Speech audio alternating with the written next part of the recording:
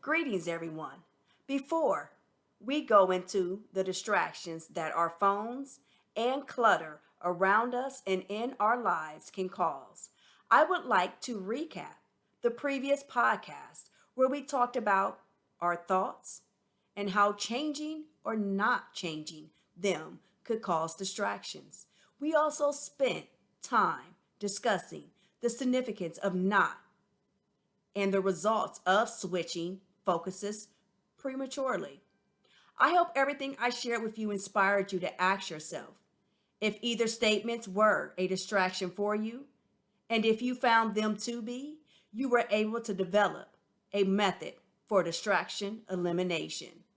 At the same time, if none of the previous discussed created distractions for you, then you have joined us to continue the journey of distraction, detection, and elimination.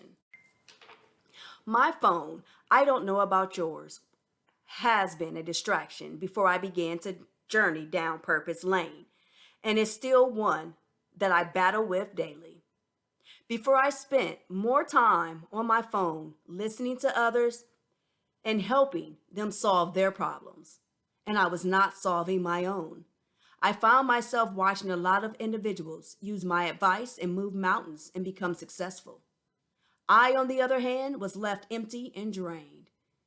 It was not until after I changed my thoughts and the people I surrounded myself with was I able to get help solving my problems. Many I didn't even know I had.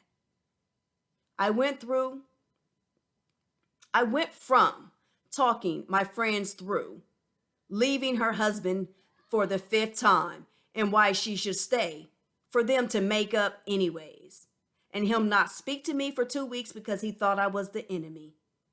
Two, talking about setting up my business structure, the issues I faced day to day, and what I should put in place or need to put in place to avoid it in the future. Now, don't get me wrong, I am still the one to call when you're in midlife crisis, but I am also the one to call when business is involved, which created balance for me. However, my phone is now a distraction on another level that I am currently working on. As a business owner, I use my phone for everything. When I am not in front of my computer, I am on my phone. My husband and my two youngest children